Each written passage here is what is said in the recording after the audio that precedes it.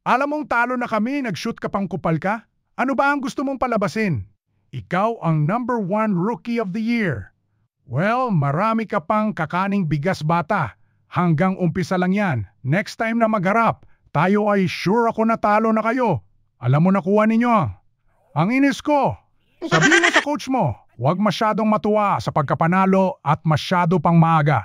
At isa pa totoo pala ang kasabihan, na pagkulot ay salot. Kasi binigyan mo kami ng salot. Ang dami. Tuloy na haters na tuwang-tuwa. I know this is hard to hear, but we need to move forward. Alam mo, Coach Tim, tumahan ka na dyan?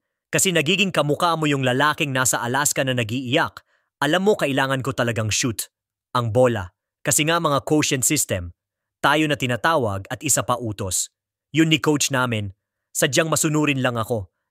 Yung mga bataan mo mukhang masunurin naman. Ang kaso lang parang mga aso na labas. Ang dila sa sobrang pagod, sobrang ikli. Kasi, ng rotation mo sa mga player mo, kaya iyon.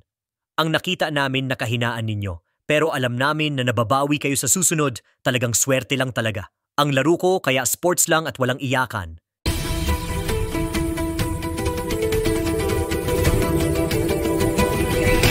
Huwag mo namang pagalitan yung bata ko na yan, kasi mabait yan. Ang pagalitan mo yung mga player mo na mga pulpul, puro outside shooting lang.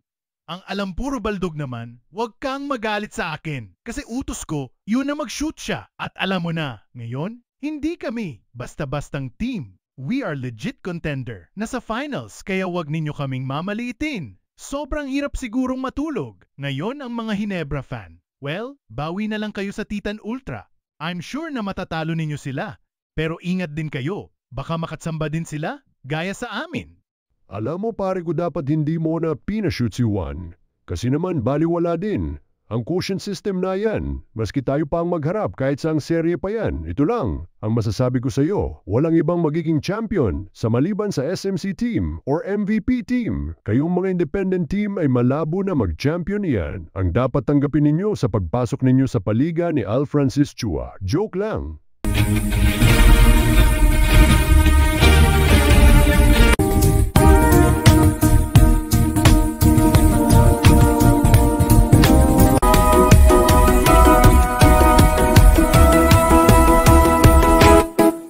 Juan Gomez, bakit mo naman tinira yung bola pumasok tuloy? Kaya ayun na high blood. Sa'yo si Coach Tim, lagot ka. Doon. Or baka naman kaya ginawa mo yon ay may lihim ka na galit sa akin. Kasi ako ang naging Rookie of the Year sa KBL at hindi ikaw. Pero wag kang mag-alala kasi ikaw na ang magiging Rookie of the Year dito ngayong 50 season ng PBA. Pero real talk lang kung sabay tayo na draft sa PBA. I'm sure sa ating dalawa ako pa rin ang magiging Rookie of the Year.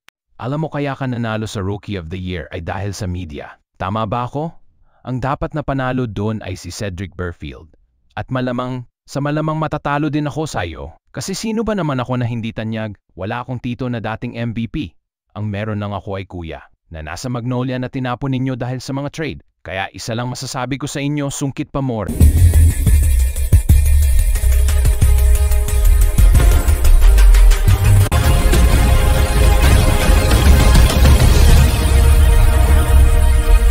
Hindi ka na naman binigyan ng playing time? Grabe naman! Ang coach mo, sayang naman ang talent mo dyan. Mabuti na lang mag-tryout ka dito sa amin para maging starting 5 ka. Joke lang! Pero seryosong usapan lang. Baka ginagawa ka lang ng coach mo na secret weapon. Parang si Sakuragi para hindi malaman. Ang tunay mong lakas, alam kong idol mo ako.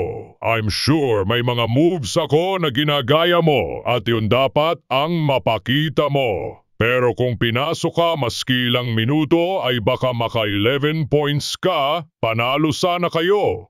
Kuya, alam mo naman na idol kita. Kaya lahat ng moves mo ginagaya ko. Kung ikaw ang Greek Freak, ako naman ang Game Freak. Ayos ba? Yun!